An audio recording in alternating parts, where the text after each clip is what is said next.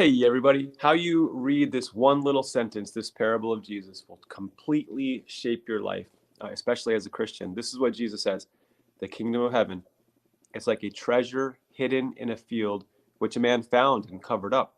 Then, in his joy, he goes and sells all that he has and buys that field. Have you heard that parable?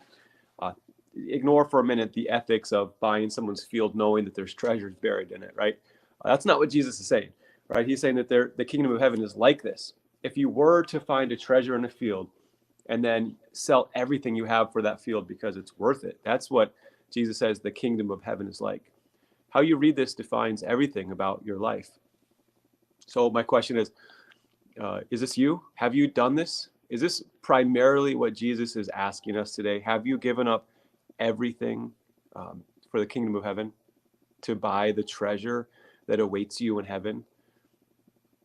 Have you? Have you given up everything? What about the other stuff that you still have? What about the parts you're holding back?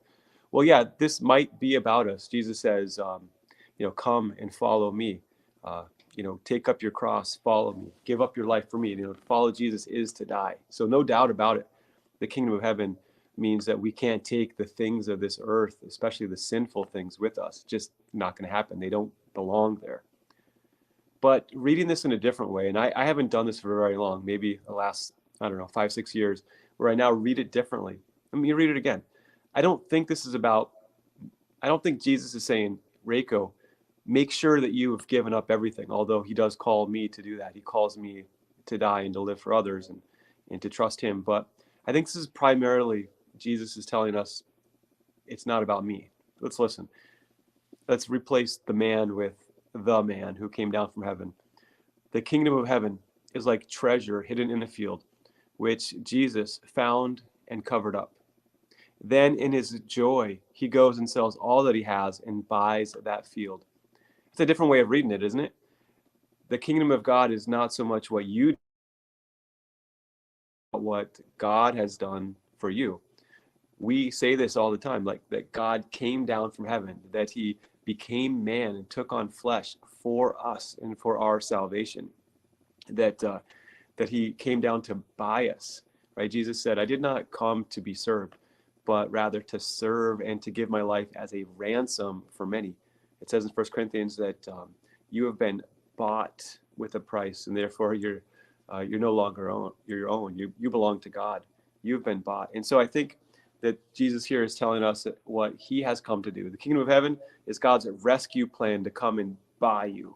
And that should send us off rejoicing, right? You belong to Jesus. If you're baptized, he has put his name on you, right? You belong to him.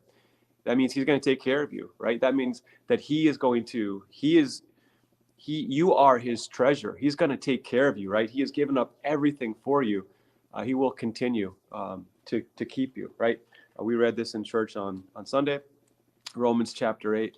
It says so many good things. I encourage you to read it, but it says, he who did not give up, oh, come on, I'm losing it. It's the pressure of being on film. He who did not spare his own son, this is Romans 8:32, but gave him up for us all, how will he not also with him graciously give us all things? Woo, good stuff. All right. I don't know about you, but I'm rejoicing. Thanks be to God that Jesus has come for me, and he's come to take care of me and to buy me. All right. Have a great day. Talk to you later.